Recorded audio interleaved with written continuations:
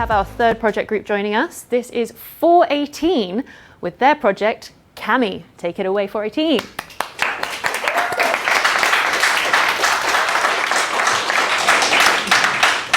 Hello everyone, we're Team 418, and for our project we've created a web app called Cami. Our team, next slide please. Our team consists of myself, Emily, Monica and Shay. The aim of the site was to create a place for small local artists to advertise themselves, to be commissioned, and a place for users to sort through different artists that live in the local area and are taking commissions in the local area, and just find an artist really. I'm going to pass over to Emily, who's going to run us through how our app works.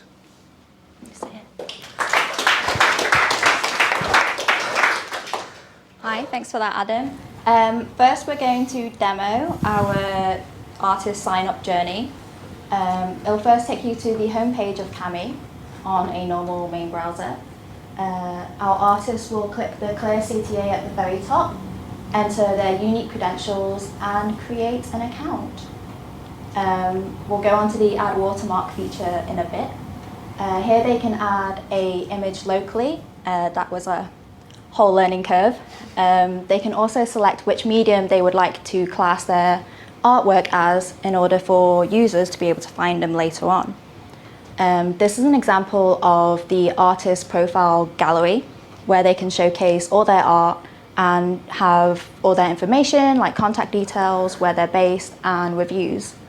This is an example of being able to see the image a bit more clearly. At the bottom there, they can select how to showcase their image on the main homepage. If they want to add the watermark, they can go and edit their profile, click this toggle for the watermark, and all their property is protected with the Cami logo. Because we all know how important it is to support local artists and make sure their property is protected. In our next demo, we'll show you the user journey on a mobile web browser. On our next video. So here you can see the homepage again. We've implemented an infinite scroll, so however many art pieces there are, you'll be able to see them forever and ever and ever, hopefully. They can go on to filter specific mediums. They can go on to filter specific locations. Here we're filtering we're looking for paintings and for artists in Chester. You can go on to delete these filters and it returns you back to the homepage. Now I'm going to move on to Shay, who's going to talk about our tech stack on the back end.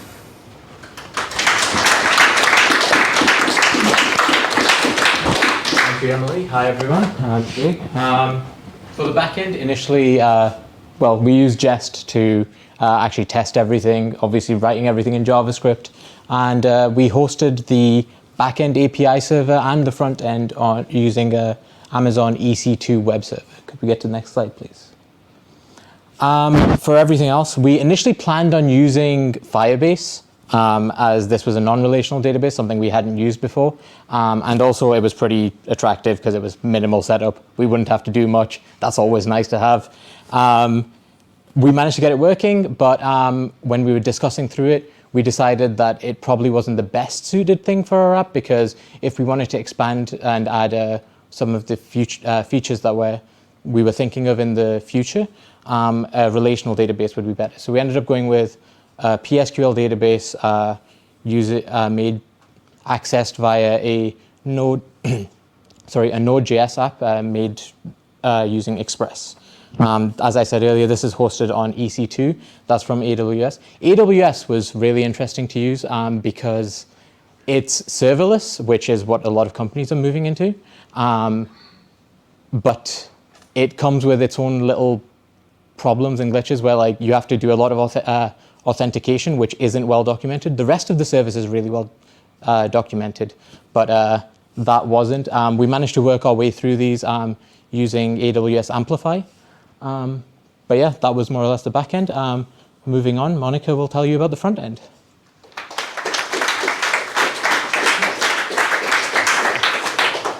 Thank you, Shay. Hi, everyone. I'm Monica, and I'm going to tell you something more about our front end. So we used React, Material UI, and Bootstrap, utilizing AWS cloud services. And as you know, we used React during our course, so we were quite familiar with it. So we wanted to slick it and use some of frameworks. So we went with Material UI and Bootstrap because that combination allowed us to create fast, simple, and scalable front-end for our web app. This approach was very efficient, and it needed less development time, and it gave us a high-quality product. We like the fact that React allows to write modular and clean code with breaking the project into reusable components. It's flexible and easy to maintain. Finally, it's an open source technology with a rich ecosystem, including, for example, Node.js that we used for our backend, as well as a large number of specific open source libraries listed on NPM. With React, we used Material UI and Bootstrap because they offer a large library of components, and it was especially helpful when we were time constrained and couldn't spend time building all components from scratch.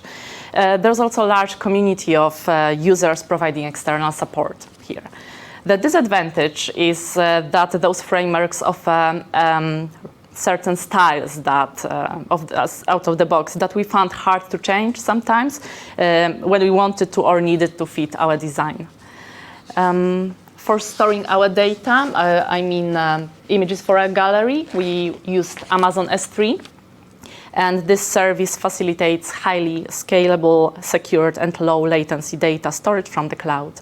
And finally, we used AWS Amplify package, which allowed us to quickly and easily work with other AWS services that we used. We considered using Vue and Svelte as well, but in little time that we had, we decided it would be difficult to deliver a high quality and good-looking end product. And now I will hand over back to Adam, who will talk you through some extra features that we would implement. Thank you.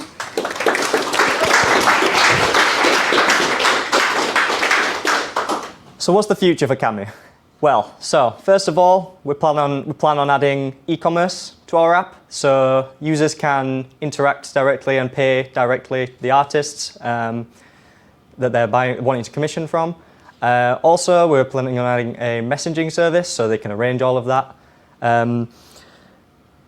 We're also planning on implementing a mapping API so we can visualize the areas that the different artists are wanting to work in and the ranges they're willing to travel. And yeah, that's pretty much it for the extra features. Yeah, thank you very much for listening. Has anyone got any questions?